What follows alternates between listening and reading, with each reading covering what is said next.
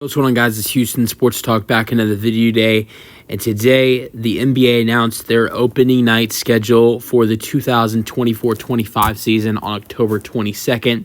It's even though, this has been a great offseason with a lot of interesting stuff to have in the offseason, like big free agency moves like Paul George going to Philadelphia, other things that have happened this summer, a couple of really solid trades that we've witnessed, I wouldn't say interesting draft, but it was a decent draft as well. We've seen a crazy offseason, but also not just the offseason, but an entertaining summer league, an amazing Olympics, not just Team USA, other teams with other NBA stars made an impact in the Olympics. Nikola Jokic was great, playing with Serbia. Giannis Antetokounmpo was great in the Olympics. There were other players that did a great job in the Olympics. Victor Wembanyama with France as well. So I think as NBA fans, it's been a very good offseason because we've gotten to see most of the stars playing, in the Olympics. Whether it's for Team USA, it's for their other countries, and we also have seen the summer league, and we've seen a packed off season. But I am so glad to see NBA basketball back. I don't know why, but the middle of June when we saw the Boston Celtics win the NBA championship seems like it was longer, or that has been longer than almost 2 months. It's been almost 2 months since the season ended. But it seems longer than that. It feels like 3 instead of 2. But I'm excited for NBA basketball to be back. And as a Rockets fan, it feels even longer because, the Rockets as a Rockets fan, we didn't make the playoffs, so that's even longer than NBA basketball.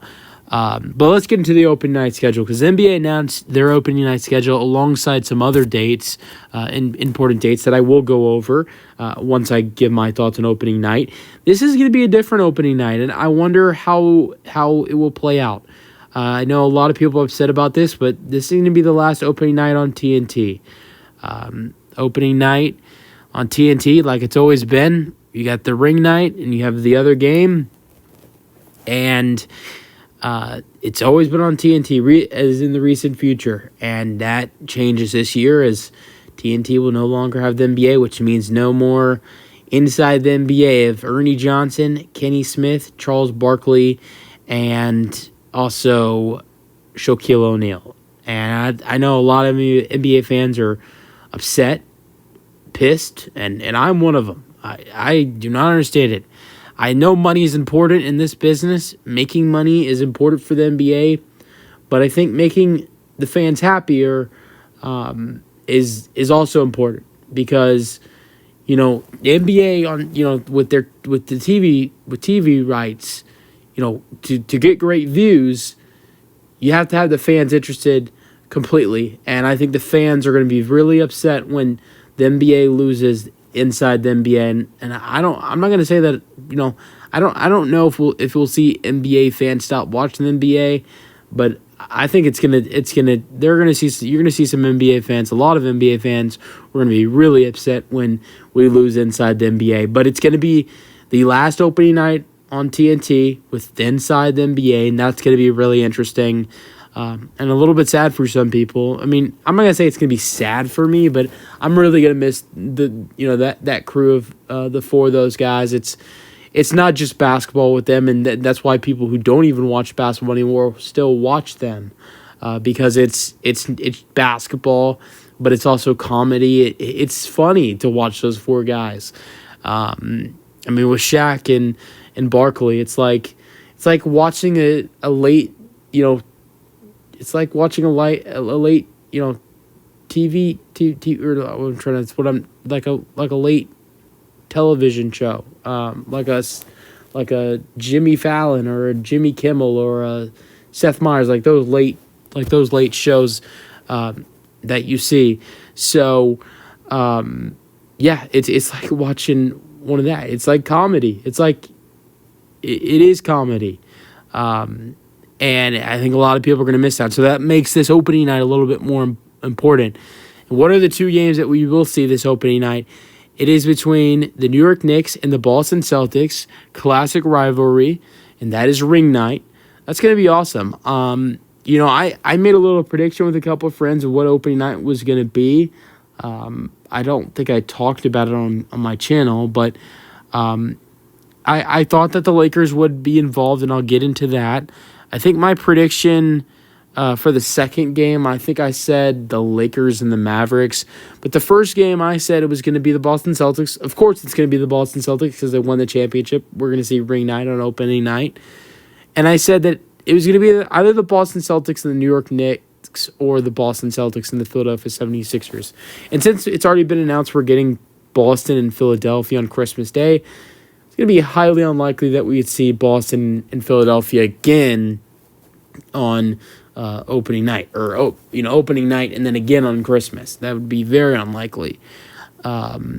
So once I found out that Philadelphia was playing Boston on Christmas Day, I kind of knew, all right, this should be New York. I mean, it could be Milwaukee, or it could be an Eastern Conference Finals matchup between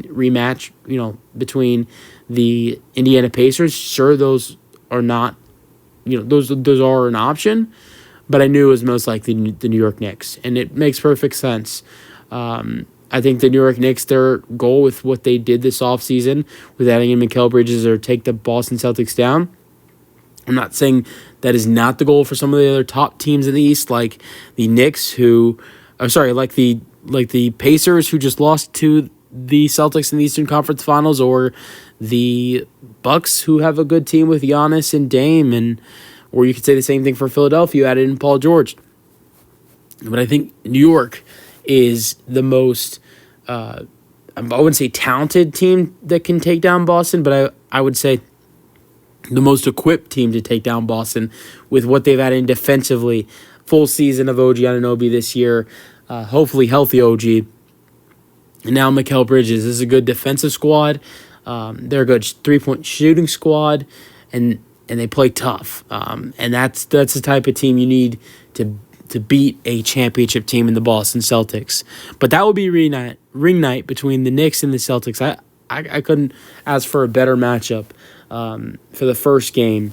And then we have the Timberwolves and the Lakers for the second game. I thought a couple of ideas I had was, I thought it was either going to be the Mavericks and the Warriors. We would see Stephen Curry on opening night and Klay Thompson return to the Bay Area and on his new team with Dallas, with Kyrie and Luka.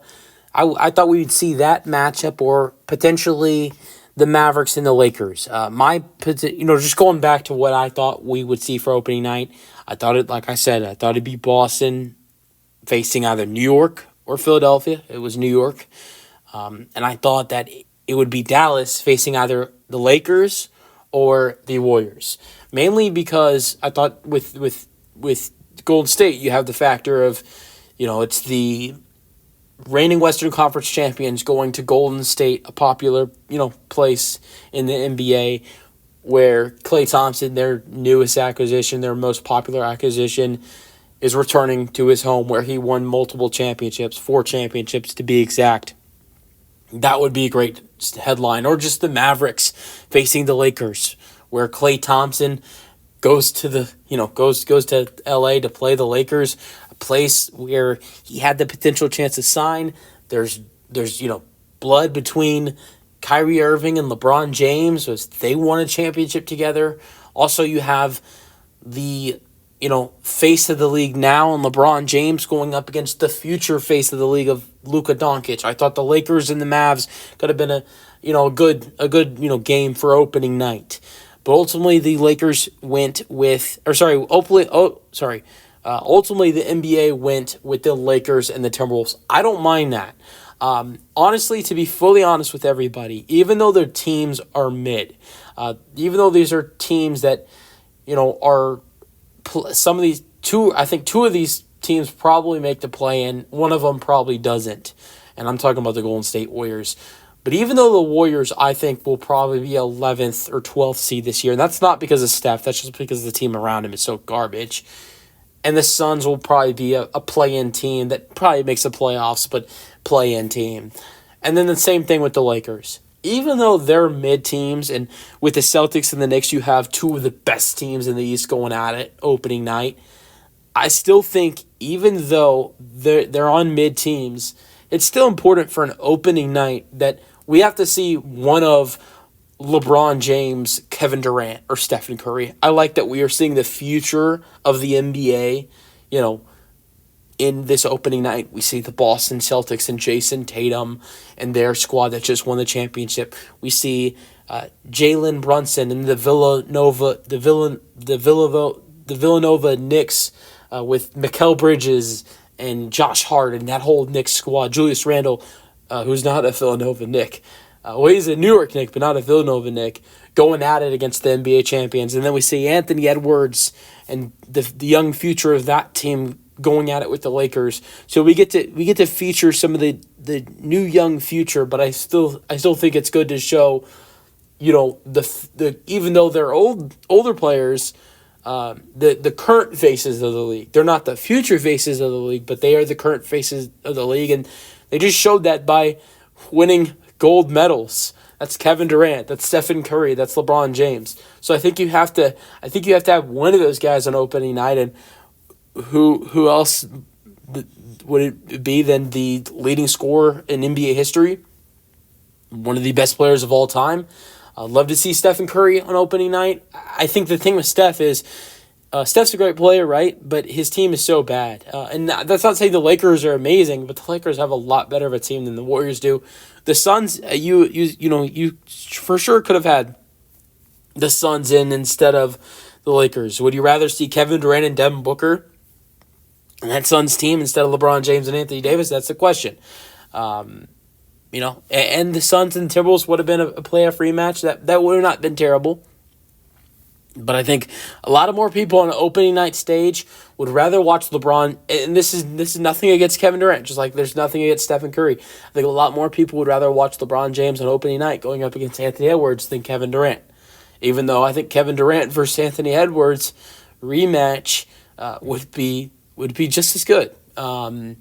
But the other thing, going back to the Timberwolves, it's going to be great to see Anthony Edwards and all, but something I love about the Timberwolves being on TNT for the opening night is something I heard Charles Barkley, I think, say 3 or 4 times throughout the regular season, and I think he said this a couple times during the postseason, is he was very, very upset about how they didn't get to showcase the Timberwolves. I think the Timberwolves were only on TNT a couple times last year. He was upset that and something he kept saying, we have all these teams that are fighting in the play-in, like the Lakers and the Warriors, on TNT almost every week, and then the Minnesota Timberwolves, I believe he said the Dallas Mavericks as well. No, sorry. He said he was talking about the Oklahoma City Thunder and the Minnesota Timberwolves, and he said, meanwhile, the Oklahoma City Thunder and the Minnesota Timberwolves are absolutely killing it right now, and two of the top teams in the Western Conference, and they're barely getting shown at all on TNT. And that's a valid point. LeBron James and the Lakers and Stephen Curry and the Warriors were on TNT and more than we saw Shai Gilgeous-Alexander, MVP candidate, in the 1-seeded Thunder, and Anthony Edwards, another MVP candidate, with the 2-seeded Timberwolves. They were the 3-seeded Timberwolves.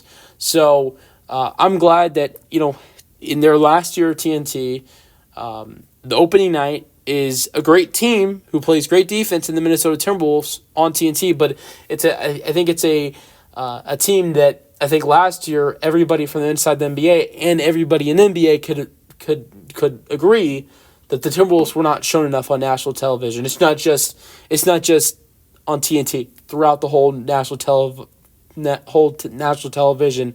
and I think two teams like the Thunder and the Timberwolves put themselves on the map so much this year that even though only a little bit of the schedules came out so far, we're going to see both of those teams on national television a lot, with not much of the schedule out so far.